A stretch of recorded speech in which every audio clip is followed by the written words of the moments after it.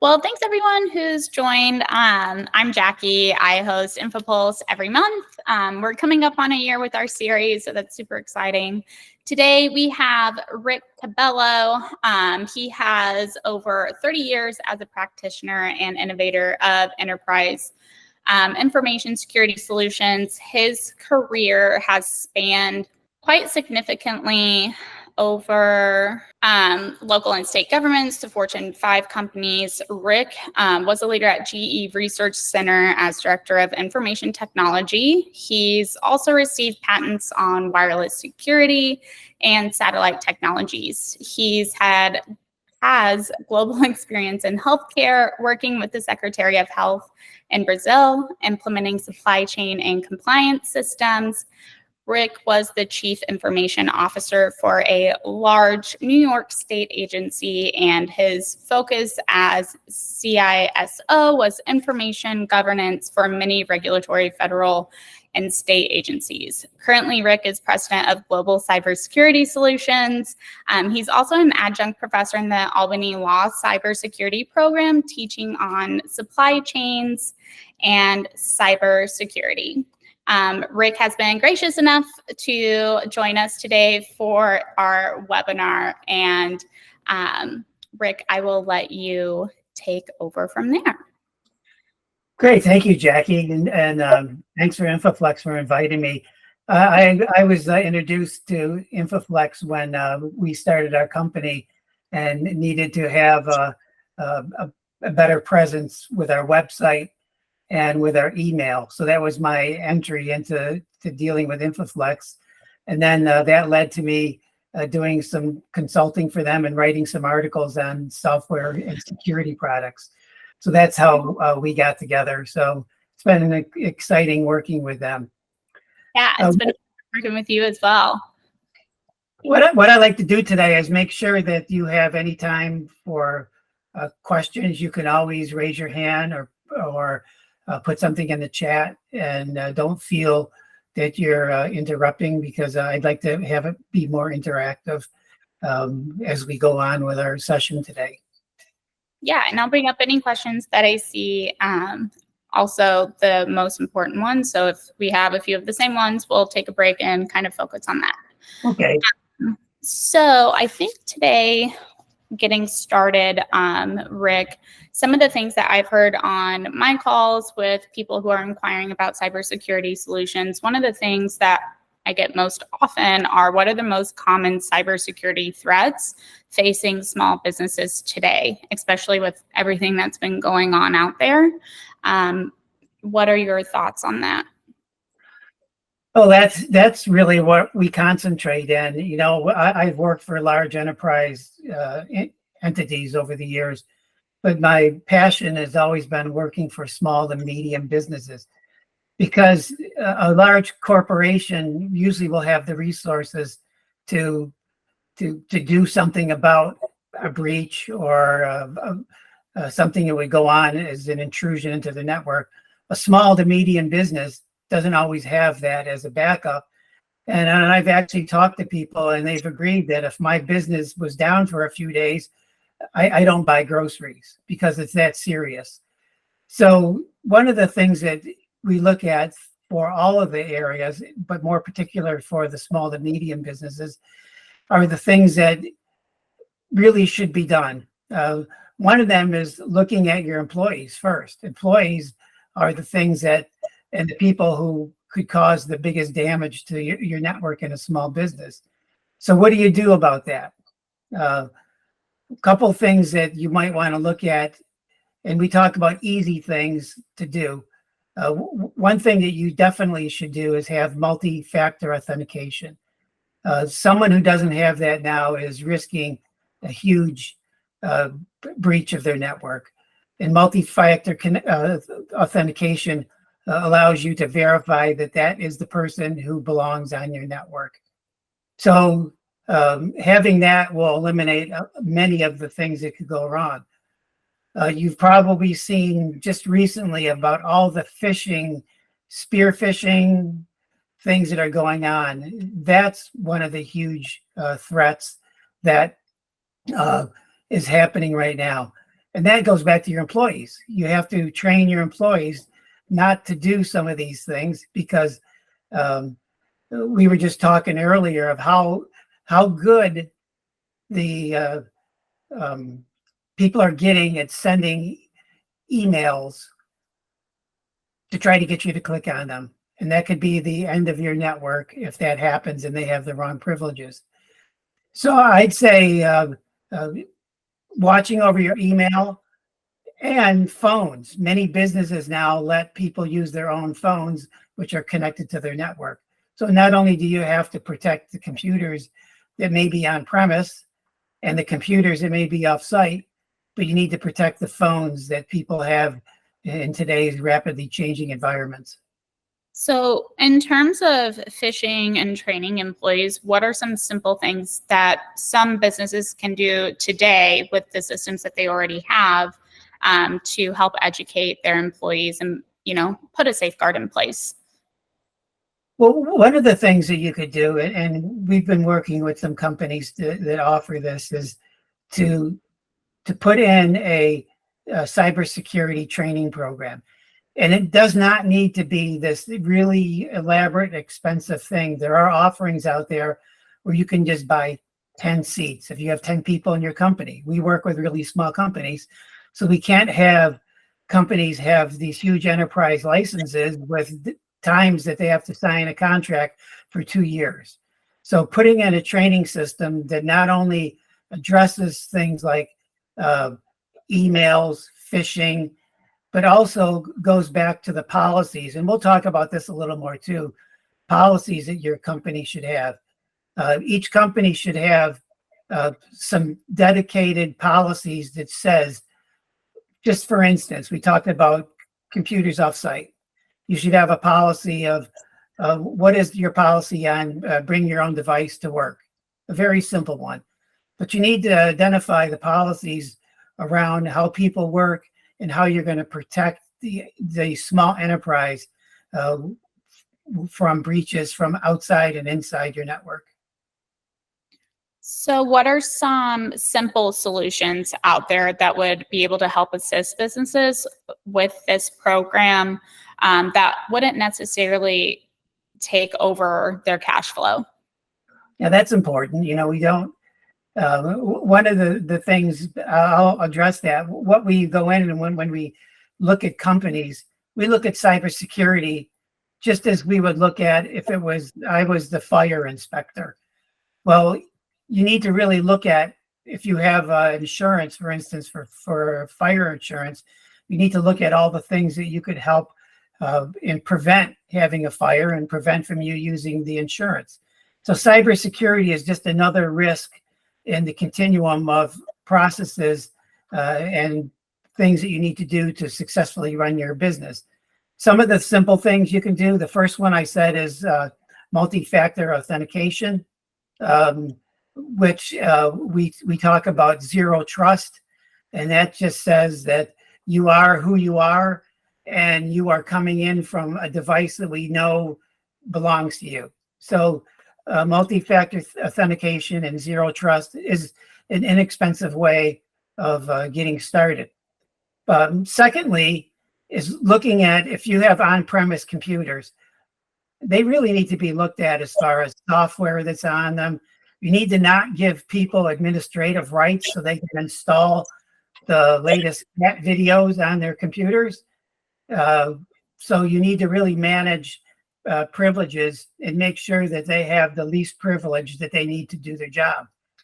Also, you need to monitor the software that's on there to make sure that there isn't any software on their computer that does not belong there. And that really doesn't cost any money at all.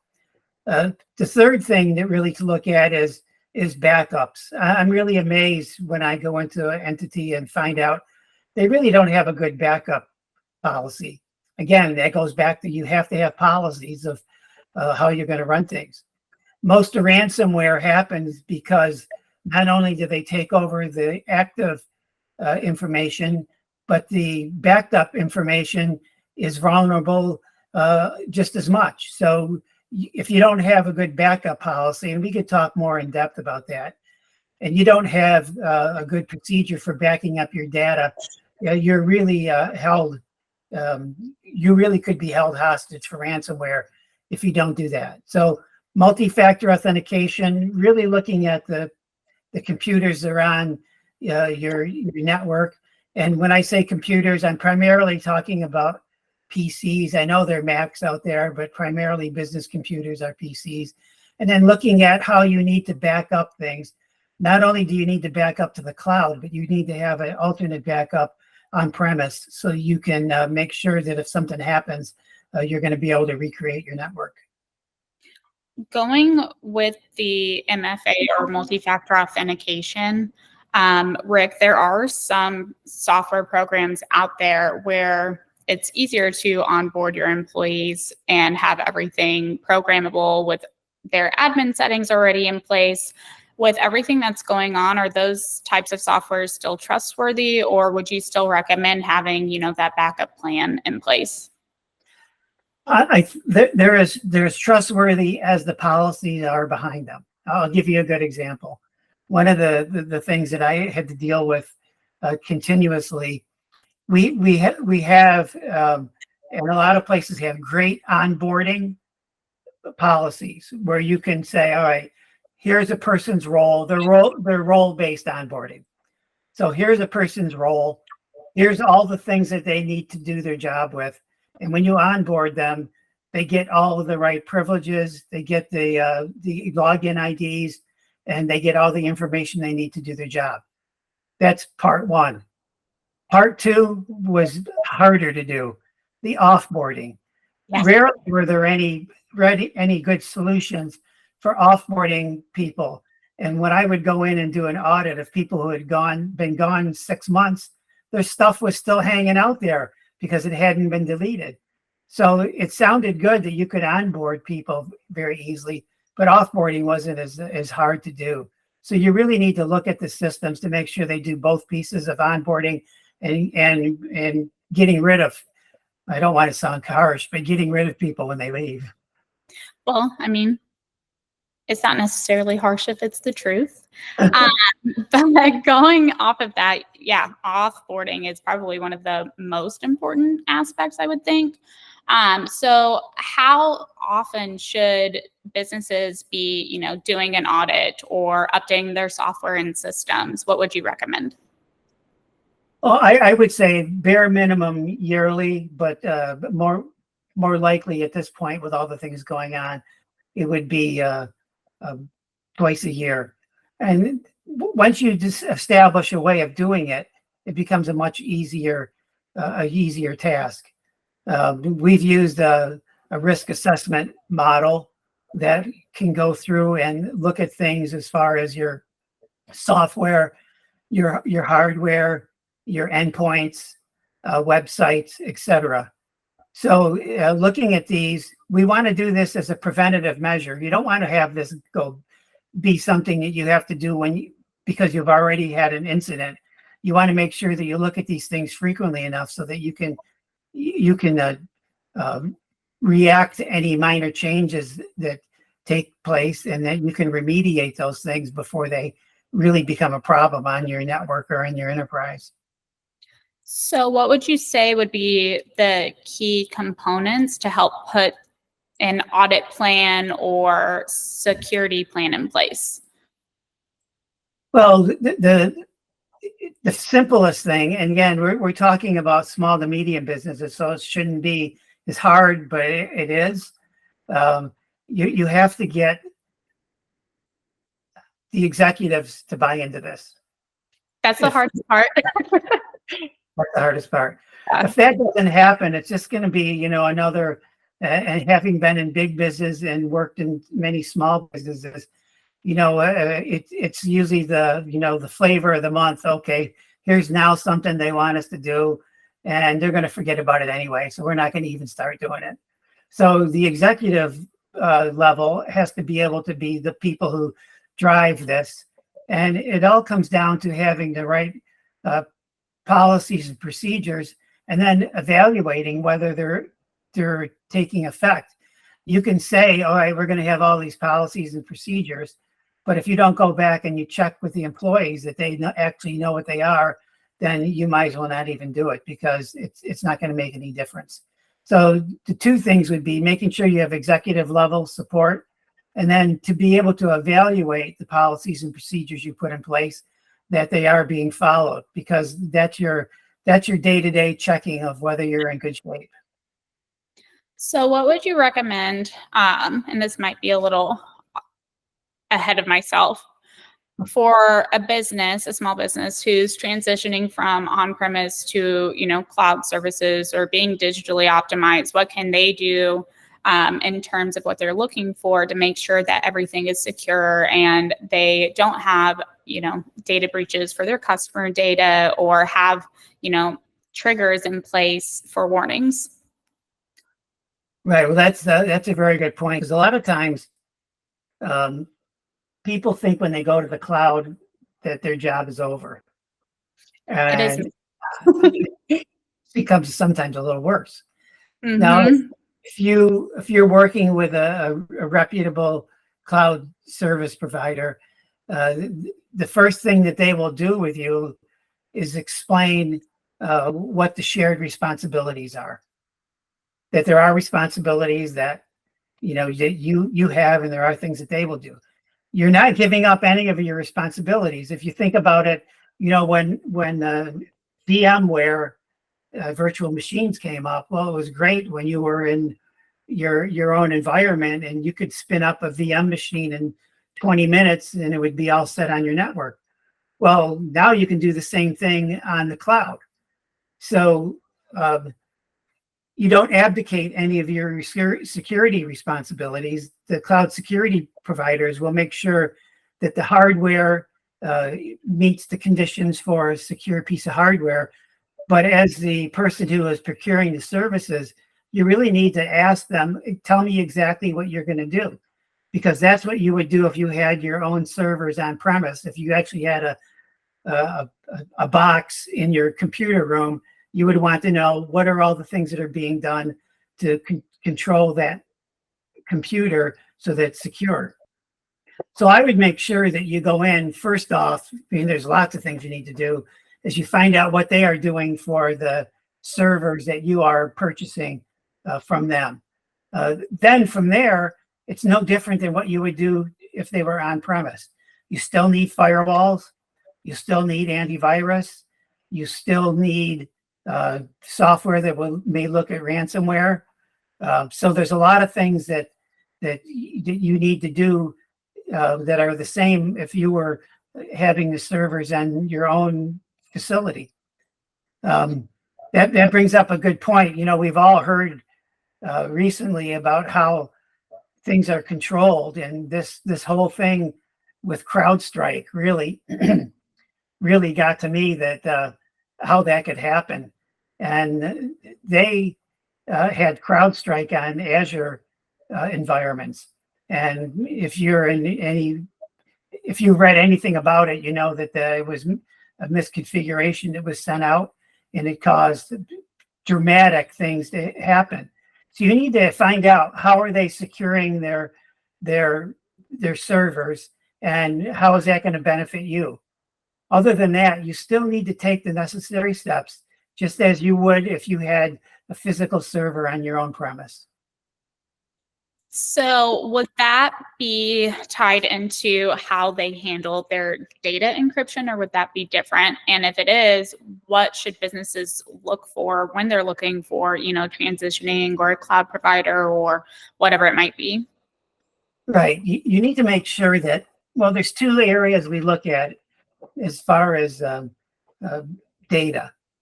The first one is making sure that the data is encrypted at rest, and that could be on the premise site.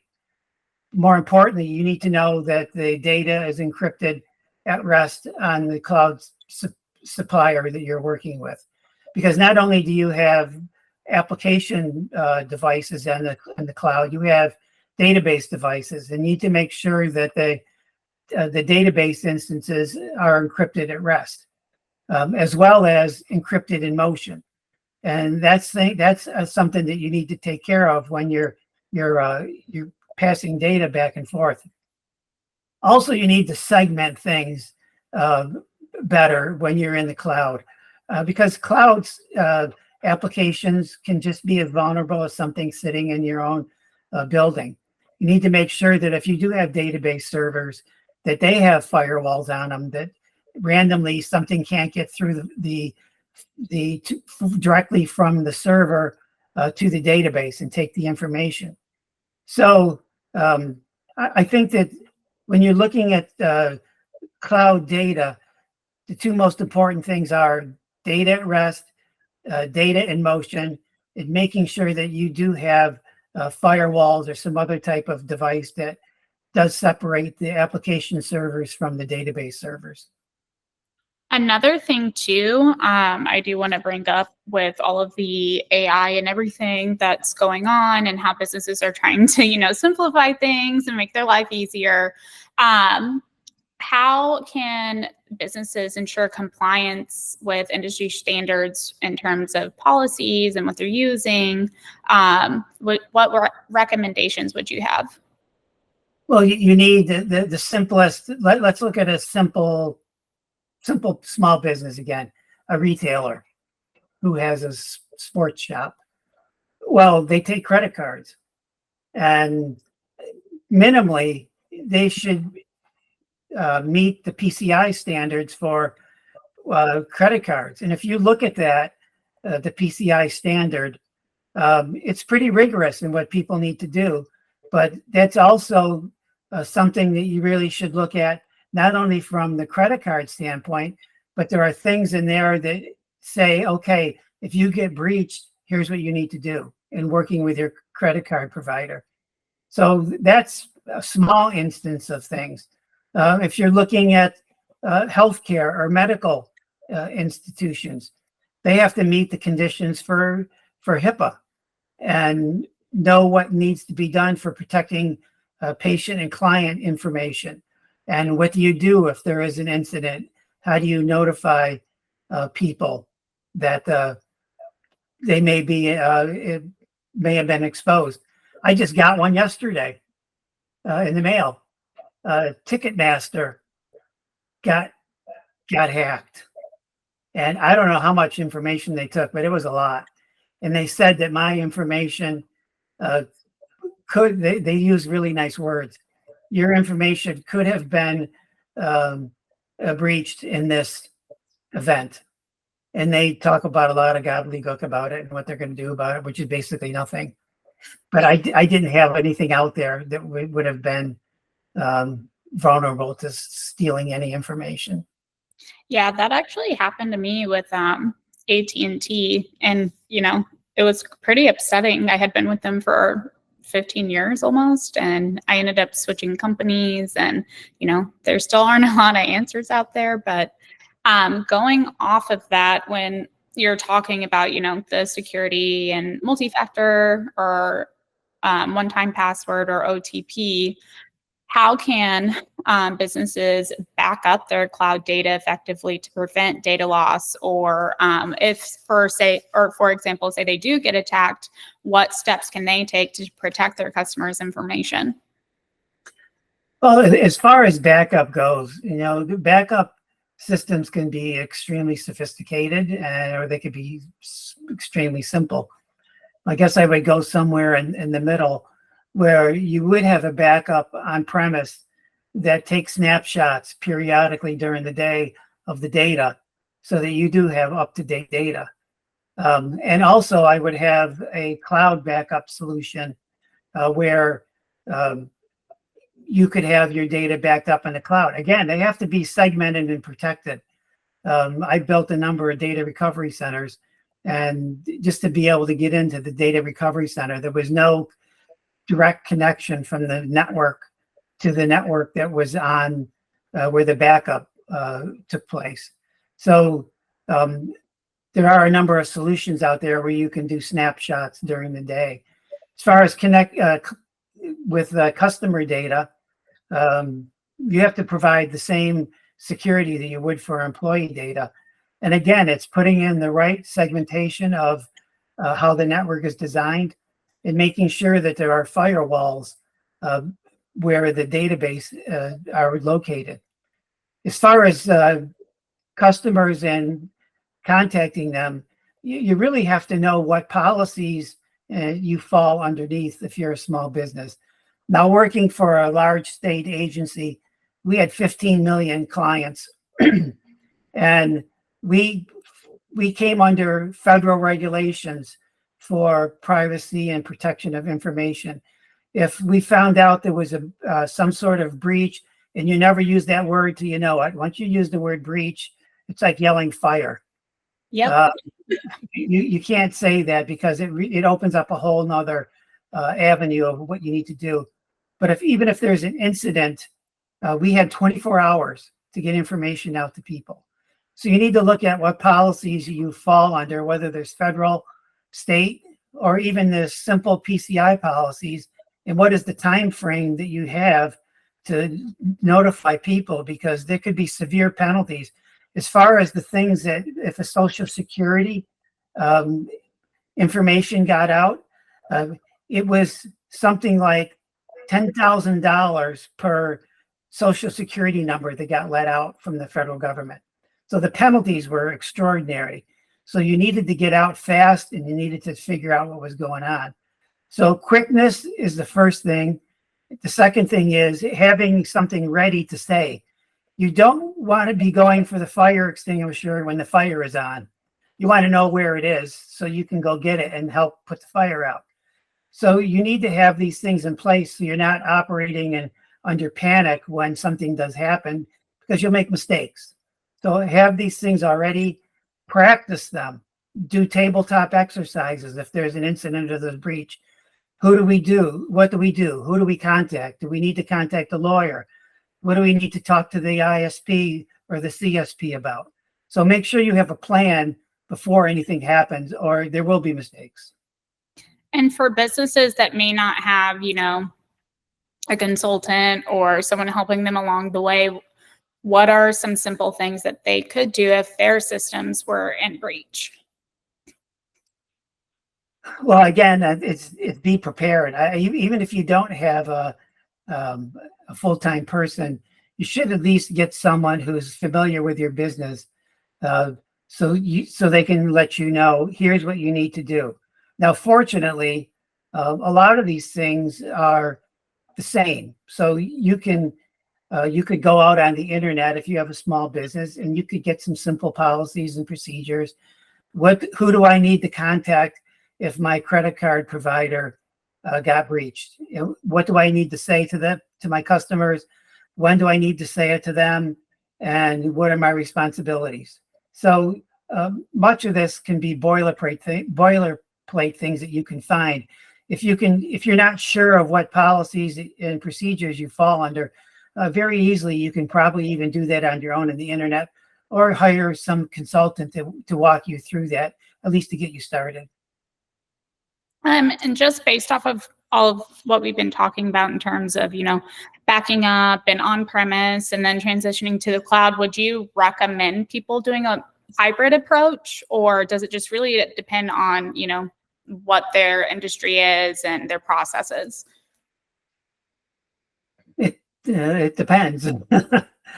I would say even if you're a smaller, and let's take it down to a really small business. You back up information on a server.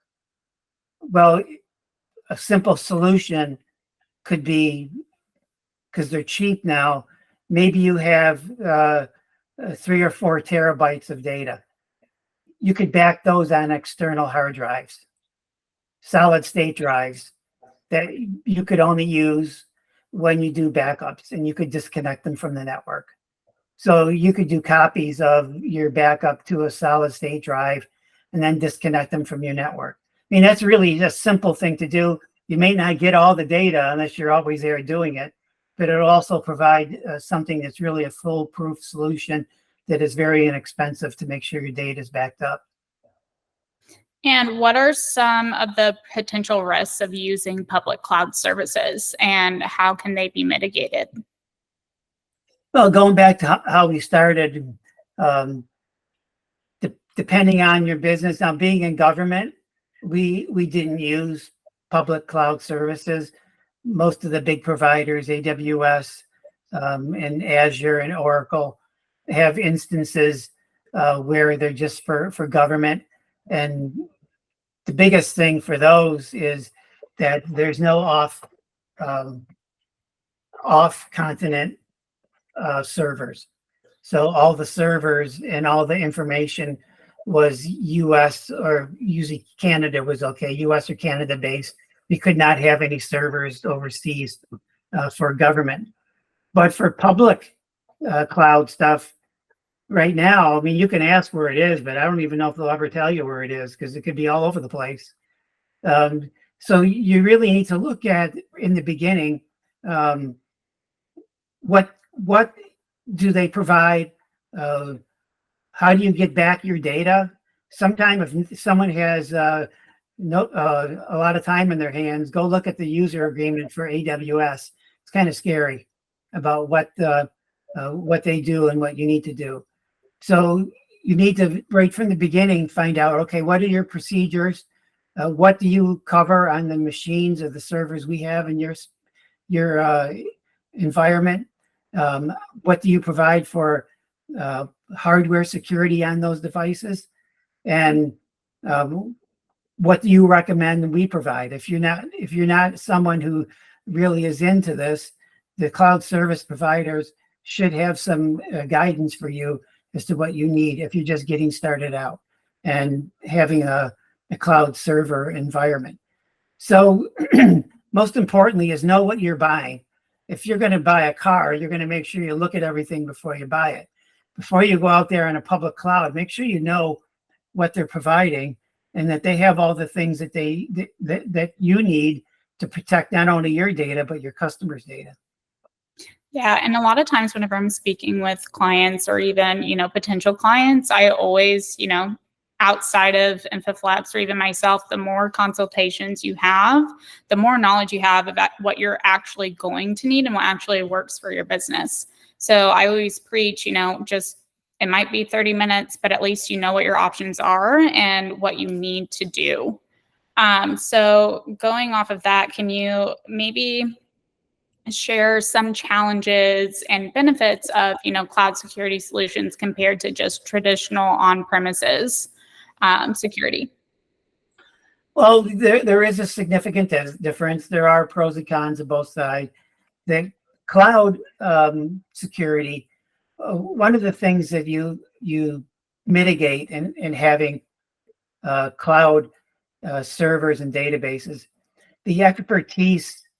And if any of you are trying to hire people now, you know that it's really hard to find someone to show up for work, the first thing, and then to be able to do what you want them to do. So not having that expertise on site, or more importantly, having that person who does have expertise, get a better job offer, and off they go. They just gave you 2 weeks notice and all their information's in their head and it's gone. Or no notice at all. Or no notice at all, right? Like, just not show up for work and you don't know why. Yeah. So having the cloud based products, you've taken a whole layer away from what you need as far as the external network, the hardware that's put in, and the software that's put in, so that you can use it. If you've ever used Azure, the whole Azure environment is. I think that's one of the few things that has given me really bad headaches, is trying to figure out how to put in an Azure environment. Well, if you go onto the cloud and you use an Azure environment that's set up, you don't abdicate all your responsibilities for securing it, but then you don't have to have someone who has the down level ability to configure Azure. All you need to do then is worry about how you're going to structure your data. So the cloud offers a lot of great things that you don't have to have the expertise. You don't have to continually be brought up to date and find out that that Dell server I bought 3 years ago is not going to support my database anymore. Those things are all taken care of when you're in a cloud-based provider's environment, but that does cost money. So you're gonna pay for that. But I guess that's one of the downsides. But the plus side is, with the way things are changing now, it's almost impossible to keep the expertise and knowledge that you need for the rapidly changing technologies, especially in the database. And as we move into AI areas, I don't even know how people are going to handle that yet. I'm still trying to figure that out.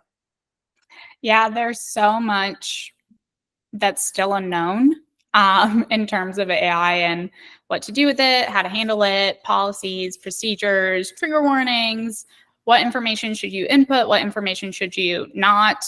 So in terms of AI, like, what would you recommend people experiment with and without? Oh, that's a good question. I don't think I can fully answer it yet. Some of the simple things, we've seen some of the stuff out there that, is minimally okay. Like Chat GPT, things like that are just taking what you mean. If you've ever used Chat GPT, make sure you use it. Yes. My wife had to write a letter of recommendation for someone who worked for her as a teacher aide. And I said, you need to be specific, give it the amount of information that you think it could do to write a decent letter of recommendation. And I think she had to change 3 things. So, they're pretty sophisticated in what they do. So, I mean, that's minimally what they do. I think more of the stuff now is in the hobby shop type. What can we do with this? Let's figure it out.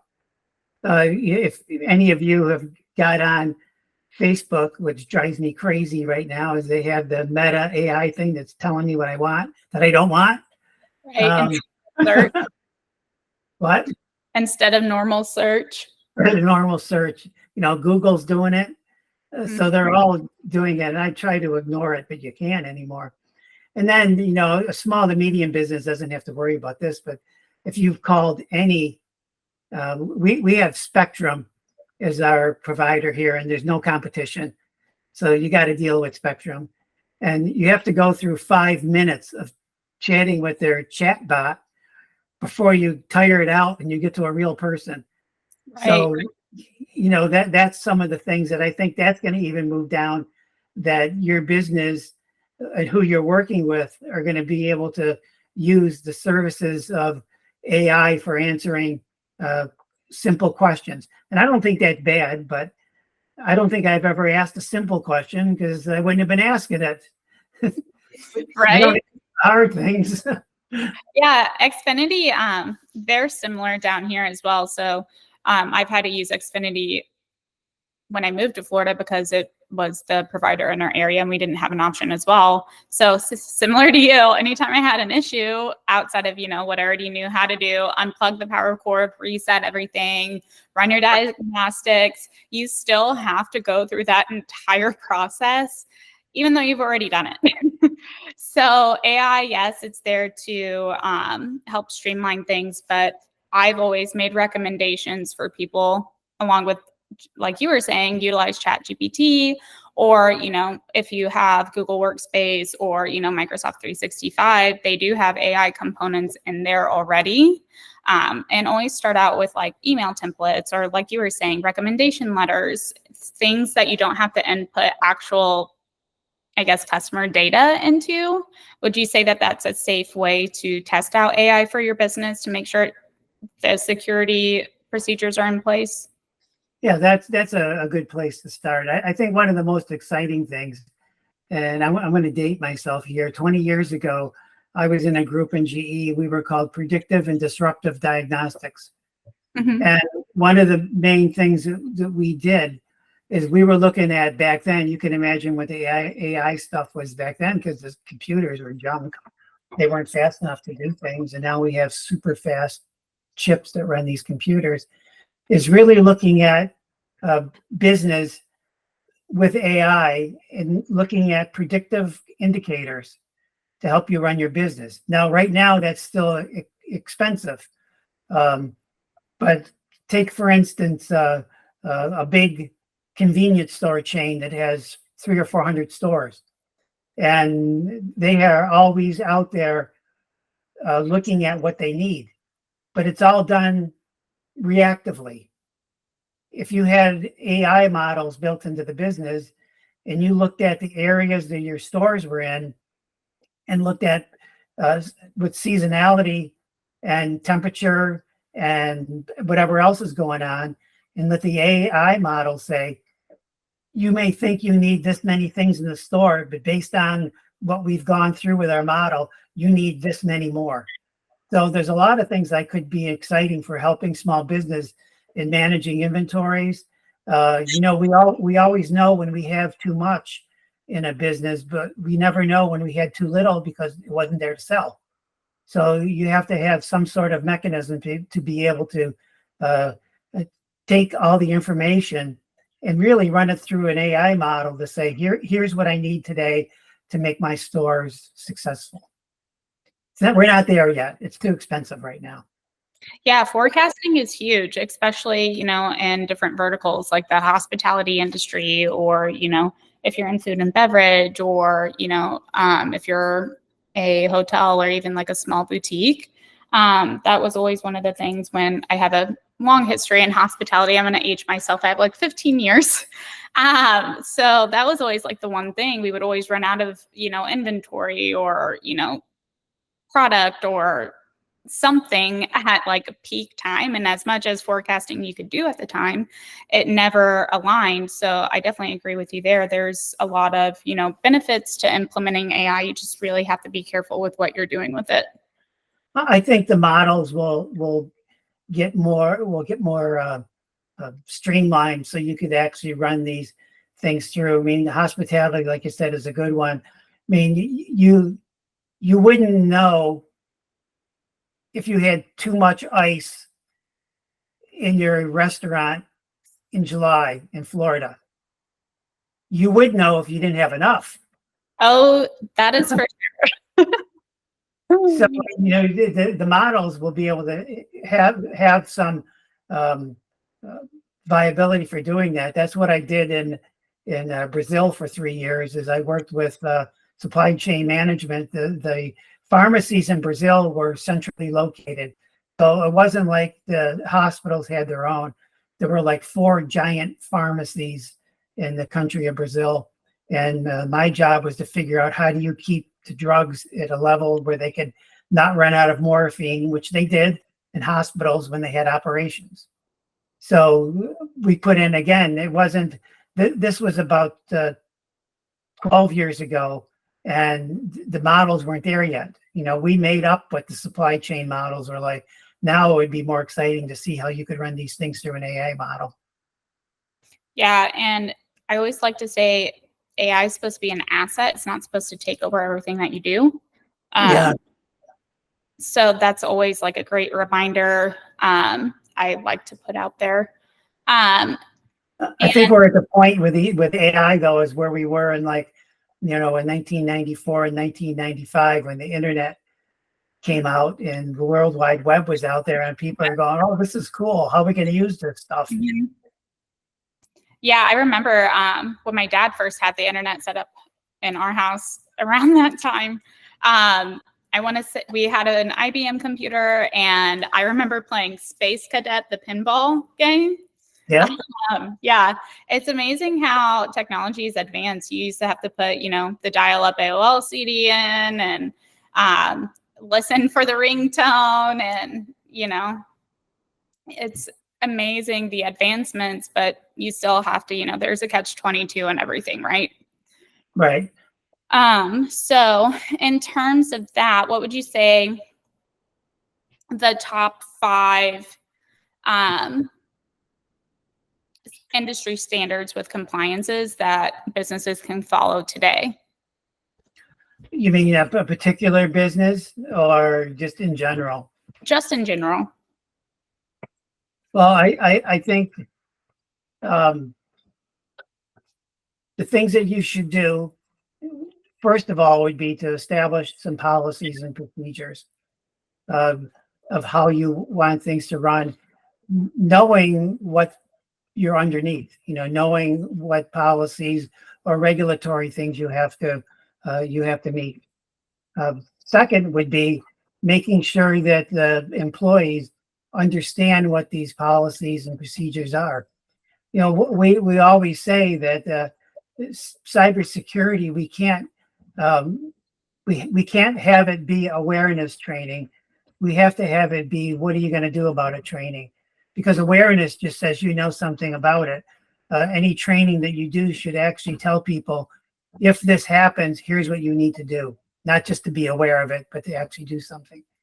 The third thing would be making sure that your environment, even if it's small, meets the standards for security according to the regulatory or policies that you need to make.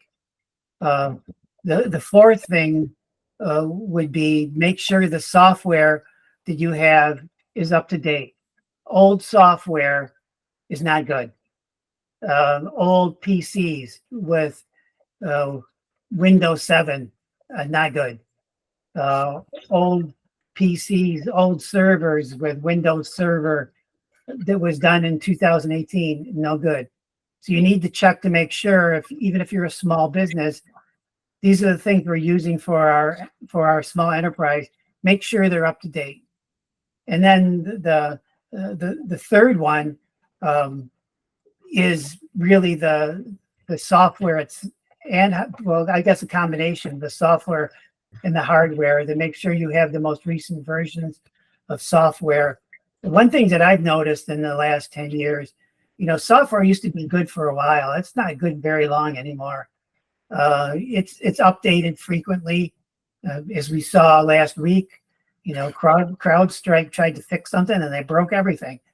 So software is something that is updated frequently. So make sure you're looking at what needs to be done. Windows updates software pretty much every week.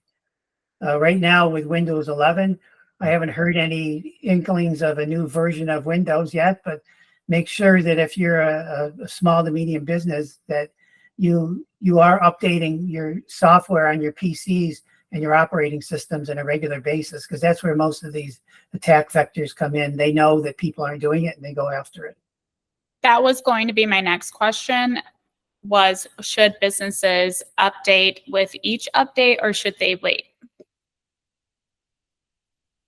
Yes. It's some of through all the years, some of the biggest things that I had happen were thinking that the update we got from Microsoft was okay, and it broke the security level of something. And we couldn't access the databases because they updated some security thing. So yes, you should update, but sometimes you don't even know what the heck it's going to affect, because like, for instance, Microsoft is writing the updates and you may not have the most up-to-date information yet on how does that affect software that you are using that's not Microsoft. So most of the time for a larger business, we had a sandbox where we tested everything to make sure it worked. I guess I would wait if it's a security, critical security thing. I don't think you can wait. You have to do it. But if there's some nice to do things, I would spend some time looking at this, and is it going to affect how we run our business? So yes and no. Would you say it's worth, if they have, a consultant or an advisor with their technology, to make sure that it is okay to update, or reach out to them asking what the update is about? Oh yeah, definitely, because they do come most every week, and a lot of them are security updates, especially if you're using older software and you're using a legacy piece of software, and you find out that Microsoft found out that in some of these legacy pieces of software there was a hole that you could get through, so they block it. So then your software doesn't work.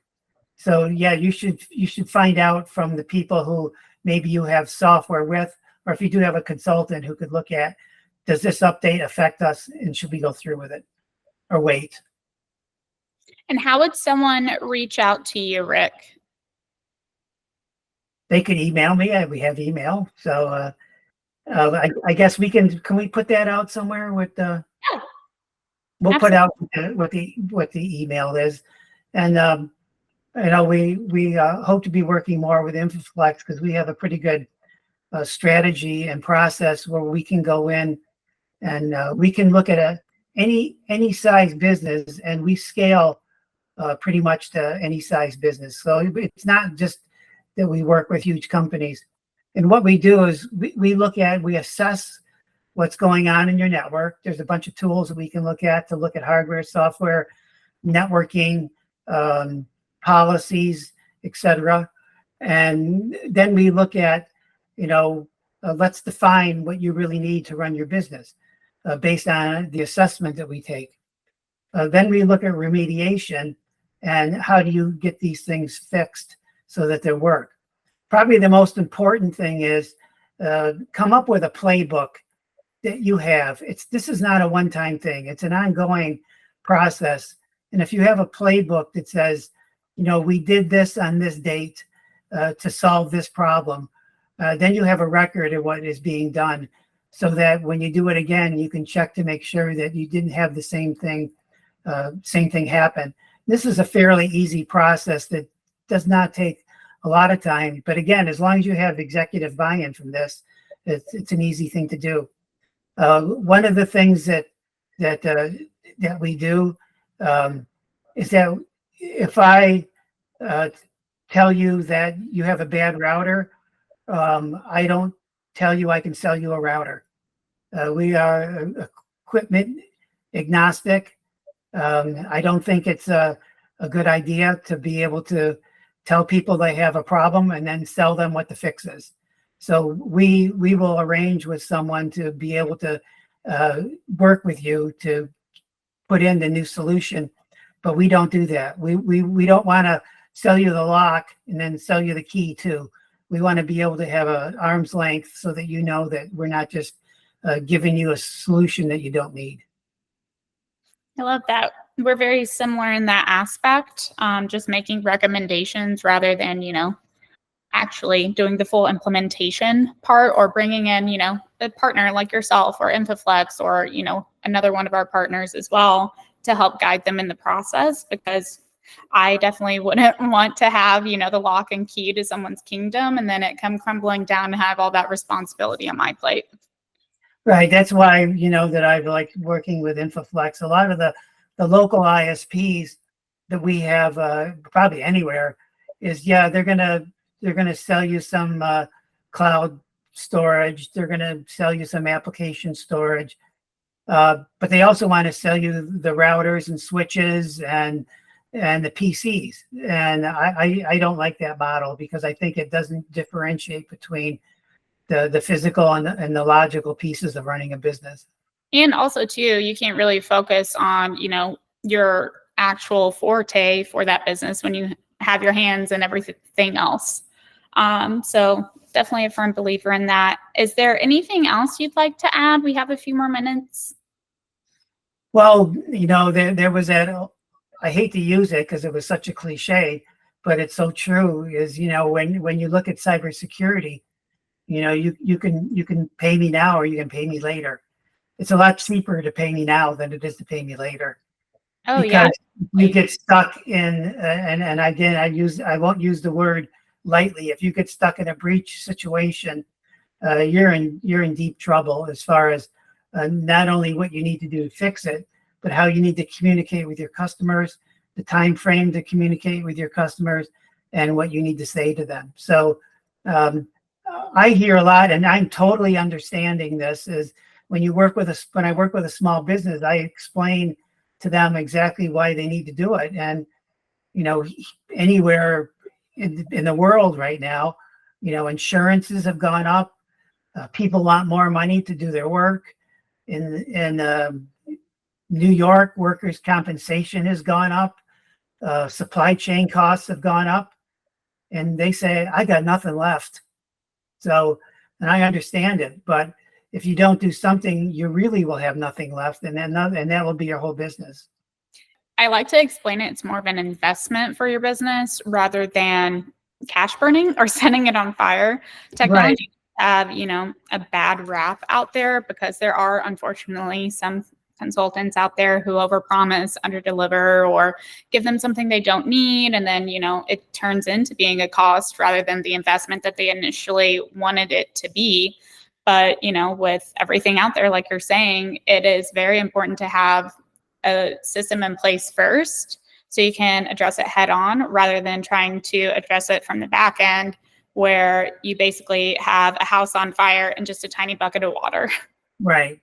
That's a good point, because it needs to be part of your business processes and what you look at from the risk of your total business. You should be looking at that anyway, all the time, from all the different risks as far as running a business. Running a business now is a complicated thing, and being in New York State, it's really complicated. So you have to have all these things outlined and what you have to do to protect your assets and your business, and really protect your livelihood when it comes down to a small or medium business. Yeah, I think we're very much in alignment, and I think that anyone who's been on this call can really appreciate, your insight, your advice, and you have a very well-rounded history in global cybersecurity, not just with the company you're with now, but obviously, it's expansive, not just with the US, but internationally too.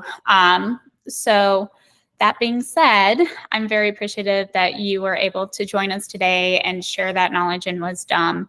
And I will be sending out this recording to everybody. I did not see any questions pop up. So Rick, you and I will get together and I'll come up with just a few top questions to send everyone with some advice as well. And I hope we'll be able to do this again soon. Thank you, Jackie. And you can let them know what my email is. If anyone has any questions, I would be glad to answer any questions. Absolutely. Well, it's been a pleasure, Rick. Thank you. Thank you very much. And I hope you have a great rest of your day. Have a great day. Thank you.